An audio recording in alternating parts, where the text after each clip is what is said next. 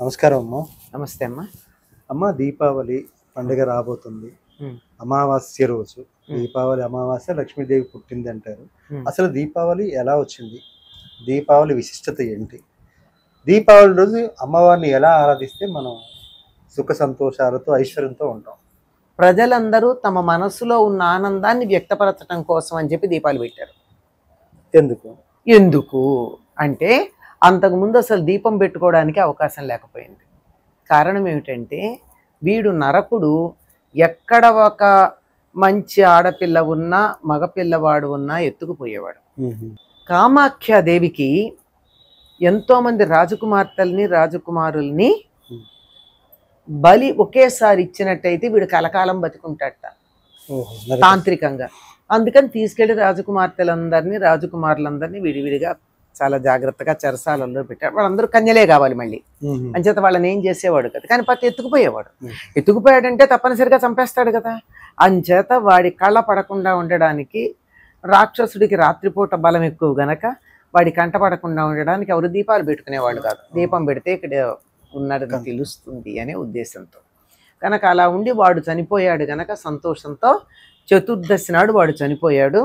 అందుకని అమావాస్య నాడు బోలెడు దీపాలు పెట్టుకొని ఆనందంగా ఉన్నారు. ఒక ఐతిహ్యం అది ఎప్పటిది, మొన్న 5000 సంవత్సరాల క్రితం కృష్ణుడి చేతిలో నరకాసురుడు చనిపోయినటువంటి సందర్భంలో వచ్చినటువంటి కథ. అంతకుముందు కూడా దీనికి సంబంధించినవి కొన్ని ఉన్నాయి అంటారు. దేవలోకంలో కూడా దీపావళి జరుపుకుంటారు. దేవలోకంలో ఎందుకు జరుపుకుంటారంటే ఒకసారి ఎప్పుడో ఇంద్రుడు దుర్వాసోముని ఇచ్చినటువంటి ఆ పూలదండని ఒక బ్రాహ్మడు వేసుకుని నాకు ఇచ్చాడు, నేను ధరిస్తానా అని చెప్పి పక్కన పడేశాడు. ఆ పడేయటం ఏనుగు మీద వేశాడు. ఆ ఏనుగు ఇలా అంటే అది వెళ్ళి, దానికి దురదలు ఎక్కువ కదా ఏనుగుకి, ఇలా అంటే వెళ్ళి కింద పడింది, దాన్ని తొక్కుకుంటూ వెళ్ళిపోయింది. దానికి సంబంధం ఏం లేదు అక్కడ. కానీ నేను ఇచ్చిన దాన్ని నువ్వు ఇలా అహంకారంతో, నాకు పదవి ఉంది అనేటటువంటి మదంతో నువ్వు కాదన్నావు గనక నీ స్వర్గలక్ష్మి నిన్ను వీడిపోవుగాక అన్నాడు. అంతే, అందరు నిస్తేజులు అయిపోయారు దేవతలంతా. మరి ఎట్లా, ఎంతకాలం అంటే లక్ష్మీదేవి నిన్ను వదిలి సముద్రంలోకి వెళ్ళిపోతుంది, పుట్టింటికి వెళుతుంది. లక్ష్మీదేవి మళ్ళీ విష్ణువుని చేరుకున్నప్పుడు నీ లక్ష్మి నీకు వస్తుంది అన్నాడు. ఎదురు చూస్తున్నాడు, ఎప్పుడు వస్తుందా. పాల సముద్రాన్ని తరచారు. అందులో ముందు అన్నీ పుట్టాయి కదండి, ఐరావతం, ఉచ్చైశ్రవం, అప్సరసలు, ధన్వంతరి తర్వాత లక్ష్మీదేవి ఆవిర్భవించినటువంటి లక్ష్మీదేవి ఆవిడని ఎవరు వివాహం చేసుకుంటారా? అందరూ చూస్తున్నారు ఎంత అందంగా ఉంది ఆవిడ. లక్ష్మి అని ఏం తెలియదు, చాలా అందంగా ఉంది, నన్ను చేసుకుంటే బాగుండని అందరూ చూస్తూ ఉంటే ఆవిడ మాత్రం ఒక్కొక్కళ్ళని చూసి సెలెక్ట్ చేస్తుంది. వీడి కారణంగా పనికిరాడు అని అందరినీ పక్కకు పెట్టి విష్ణువుని వరిస్తుంది. ఎప్పుడైతే లక్ష్మి విష్ణువుని వరించిందో వెంటనే ఇంద్రుడికి వైభవం వచ్చింది. కనుక దేవతలు కూడా ఆ రోజున పండగ చేసుకుంటారు. అన్ని లోకాల వాళ్ళు చేసుకునేటటువంటి పండగ దీపావళి. ఆనందానికి సంకేతంగా దీపాలు వెలిగించుకున్నారు. ఆ దీపాలు మనం కూడా ఇలా వరుసగా వెలిగించుకుంటాం. సాధారణంగా అమావాస్య అంత మంచిదని కాదేమో అని అనుకుంటాం, కానీ ఈనాడు ఎన్నో మహత్కార్యాలు జరిగాయి.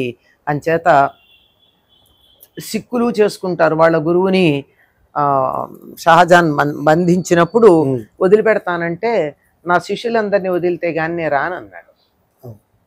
అది ఈ అమావాస్య నాడు జరిగింది. అందుకని ఆయన్ని త్యాగానికి సంకేతంగా దీపావళి చేసుకుంటారు సిక్కులు, గురువు గారి త్యాగానికి. బౌద్ధులు చేసుకుంటారు, జైనులు చేసుకుంటారు, దేవతలు చేసుకుంటారు, మానవులు చేసుకుంటారు, అందరూ చేసుకునేటటువంటి పండగ దీపావళి పండుగ. అంటే ప్రత్యేకించి ఆ రోజు దీపావళిలో చేయాల్సింది ఏంటి, చేయకూడదు ఏంటి? అభ్యంగన స్నానం ముందు రోజు చేస్తే చేస్తారు, లేకపోతే ఆ రోజు చేస్తారు. ఆ రోజు కూడా యమతర్పణాలు ఇస్తారు ఇంట్లో ఎవరైనా ఉంటే. తర్వాత అమావాస్య గనక పితృదేవతలకి తర్పణాలు ఇవ్వడంతో పాటు పితృదేవతలకి వేరే పిండాలు పెట్టుకునే చేసేవి, అవి పితృ కార్యాలు చేసేవాళ్ళు చేస్తారు. అందరూ చేస్తారని ఏం లేదు, చేస్తే మంచిది. పితృదేవతల పేరున దానాలు కూడా చేస్తారు ఆ రోజు. ఇది పెద్దవాళ్ళు చేసే పని, పిల్లలకి సంబంధం లేదు. అంటే మామూలు అది చేయాల్సిన పని చేయకూడదండి ఏమన్నా. అలా చేస్తారు. తర్వాత ఇంట్లో మామూలుగా లక్ష్మీనారాయణులకు పూజ చేస్తారు. ఆ రోజు కదా లక్ష్మీదేవికి విష్ణుమూర్తికి వివాహం రోజు కనుక లక్ష్మీ అయింది, ఆవిడ పుట్టింది, వివాహం అయింది. ఆ రోజు ఆవిడకి పూజ చేస్తారు. సాయంకాలం దీపాలు పెట్టాక ప్రత్యేకంగా లక్ష్మీ పూజ చేస్తారు. అది కూడా నారాయణుడితో కలిపి, అది కూడా తులసి కోట దగ్గర కూర్చుని చేస్తారు. ఎందుకంటే కార్తీక దామోదరుడు అక్కడి నుంచి బయలుదేరి వస్తాడు. కార్తీక మాసంలో విష్ణువుని దామోదరుడు అంటారు. కార్తీక దామోదరుడు పూజ మొదలవుతుంది గనక సాయంకాలం నక్షత్రాలు వచ్చాక దీపాలు పెట్టిన తర్వాత అప్పుడు తులసి కోట దగ్గర దీపాలు పెట్టుకుని ఇంట్లో పూజ అయ్యాక, దేవుడి దగ్గర మామూలు పూజ అయ్యాక అక్కడ కూర్చుని దీపాలన్నీ అక్కడ వెలిగించి ఆ దీపాలన్నీ మనం ఇంటికి అన్ని వైపులా పెట్టుకోవడం జరుగుతుంది. అంచేత లక్ష్మీ పూజ చేసుకోవడం పిల్లలకి ఎవ్వరికి ఇవేమీ తెలియవు. వాళ్ళకి ఎంతసేపు దేని మీద ఉంటుంది దృష్టి? టపాకాయలు కాల్చడం, ఆనందాన్ని ప్రకటించుకోవడం. ఇది కూడా ఒక మార్గం అంతే, అంతకన్నా ఇంకేం కాదు. అంటే ఈ మధ్య కాలంలో కొన్ని మతాల వాళ్ళు ఇవి కాల్చడం వల్ల పొల్యూషన్ ఇవి తగ్గించుకోండి అంటున్నారు. దాని మీ అభిప్రాయం ఏంటి సార్? పొల్యూషన్ తగ్గించడం అన్న చాలా ప్రధానమైనటువంటి అంశం, అందులో అనుమానం ఏం లేదు. కానీ టపాకాయల వల్ల వచ్చే పొల్యూషన్ కన్నా వెహికల్స్ వల్ల వచ్చే పొల్యూషన్ ఎక్కువ. పంజాబ్లో గడ్డి కాల్చటం వల్ల వచ్చే పొల్యూషన్ చాలా ఎక్కువ. అవన్నీ తగ్గించుకున్న తర్వాత దీపావళి కూడా అవన్నీ మేము మానేసాం, మీరు ఇది కూడా మానేయండి అంటే తప్పనిసరిగా ఇప్పుడు టపాకాయలు కాల్చకూడదు అని నేను కూడా ఓటేస్తాను, తప్పనిసరిగా వేస్తాను. అవన్నీ మానేయడం. తర్వాత ఇంకొక స్టాటిస్టిక్స్, ఒక స్టడీ చెప్పేది ఏమిటంటే బక్రీద్కి గొర్రెల్ని చంపుతారు.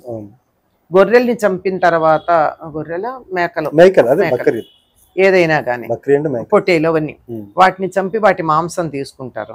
ఆ తర్వాత వాటి తోలు ఉంటుంది కదా, అది ఎక్కడో పెడతారు, దాని తాలూకు ప్రాసెస్ చేస్తారు.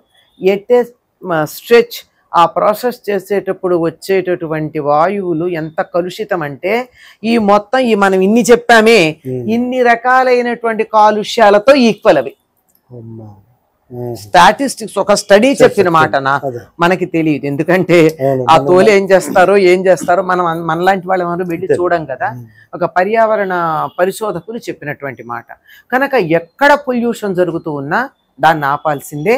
ఇక్కడ కూడా పొల్యూషన్ లేనట్టు గ్రీన్ బాంబ్స్ ఉన్నాయి కదండి. ఒకప్పుడు మనం కాకరపు ఒత్తులు కాల్చేవాళ్ళం, దాంతో పొల్యూషన్ చాలా తక్కువ. బరాటాలు కాల్చేవాళ్ళం, ఇప్పుడు మతాబులు ఉన్నాయి కానీ బరాటాలు లేవు.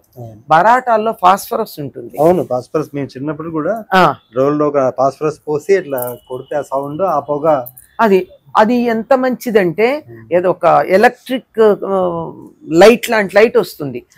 దాని వల్ల వాతావరణంలో పొల్యూషన్ రాదు. పొల్యూషన్ రాకుండా ఉండేటటువంటి ఉన్నాయి. మధ్యకాలంలో ఈ పొల్యూషన్ చేసేటటువంటి టపాకాయలు వచ్చే పాము బిళ్ళలు ఉన్నాయి. పాము బిళ్ళల నుంచి వచ్చేటటువంటి పొల్యూషన్ ఇంత అంతా కాదు. అది మొదట్లో లేదే. దీపావళి పండగ చేసుకోవడం మొదలుపెట్టిన రోజుల్లో అవి లేవు. మనకి ఎంతసేపు మతాబులు, చిచ్చుబుడ్లు, తర్వాత భూచక్రాలు, కాకర పువ్వొత్తులు, ఇవి కాక పూల పొట్లాలు ఉండేవి. పూల పొట్లాలు పల్లెటూళ్ళల్లో ఈ తాటి మట్టలు తీసుకుని దాని మధ్య ఆ జీబ్ అంటారు లోపల ఉండేది, దాన్ని పెట్టి గిలకల్ని కాల్చి పెట్టారు. గిలక అంటే తాటి ఇన్ఫ్లోరసెన్స్ ఉంటుంది చూడండి, మగ చెట్టుది, అది ఇంత లావనిలా దాన్ని తీసి కాల్చేవాడు. దానికి బాగుంటుంది, టకట శబ్దం వస్తుంది. అవి దాన్ని ఏమంటారు, బొగ్గులాగా కాల్చి దాన్ని తాటి మట్ట మధ్య ఒక దాంట్లో కలిపి కట్టి దీపం దాంట్లో కొంచెం గుగ్గిలము సాంబ్రాణి వేసి వెలిగించి ఊరంతా తిప్పేవాళ్ళు. ఊళ్ళో వాళ్ళందరూ అలా తిప్పితే పొలాల్లోంచి వచ్చే దోమలు నుసమలు లోపలికి రావు కదా, అందుకోసం వాడారు. అలా వాడినవన్నీ ఇప్పుడు మనకి వేరే రకంగా వచ్చాయి కనుక రసాయనికమైనటువంటి వ్యర్థాలని వెలిబుచ్చుతూ వాతావరణాన్ని పాడు చేసేటటువంటి టపాకాయలు కాల్చటం మానితేనే మంచిది. లేనివి తప్పకుండా కాల్చుకోవచ్చు. కాల్చుకుంటే ఏమిటి దోషం? ఒక్క దీపావళి నాడు ఎంతమంది ఒక గ్రామంలో వాళ్ళందరూ టపాకాయలు కాలిస్తే ఎంత ఉందో అంతకన్నా ఎక్కువ ఒక నాయకుడు జైల్లోంచి రిలీజ్ అయినప్పుడు కాల్చేవి ఎక్కువ ఉన్నాయి కదా. ఆ నాయకుడు నిజంగా మరి రాముడు లాంటి వాడో రావణుడు లాంటి వాడో మనకి తెలియదు. అప్పుడు కాల్చేవి లేవా? అప్పుడు వాతావరణం కలుషితం కానీ హిందూ పండుగల మీద పడతారు కాదు, అప్పుడు వాతావరణం కలుషితం కావట్లేదా? లేదు కదా. ఎక్కడికక్కడ మీరు అన్నారు హిందువులు డిఫెన్సివ్ గా ఉంటున్నారు, అఫెన్సివ్ గా ఉండడం మొదలు పెట్టాలి. ప్రోయాక్టివ్గా, అఫెన్సివ్ కూడా అక్కర్లా, ప్రోయాక్టివ్గా ఉండాలి. ఇప్పుడు నేను చెప్పిన లాంటి మాటలు మాట్లాడితే దెబ్బలాడతారు. నువ్వు సెక్యులర్ కాదంటారు. సెక్యులర్ కనుకే మాట్లాడామన్న సంగతి వాళ్ళకి అర్థం కావట్లా. మతరహితం కాదు, మత అతీతం. మతానికి పైనుండి మాట్లాడుతున్నాం. నాకు మతం లేకపోలా ఉంది, కానీ ఐఎమ్ అబౌట్ దట్. ఆ సంగతి తెలుసుకోకపోబట్టి వస్తాయి ఇవన్నీ. మంచి విశ్లేషణ. నమస్కారం. నమస్తే. కరెక్ట్.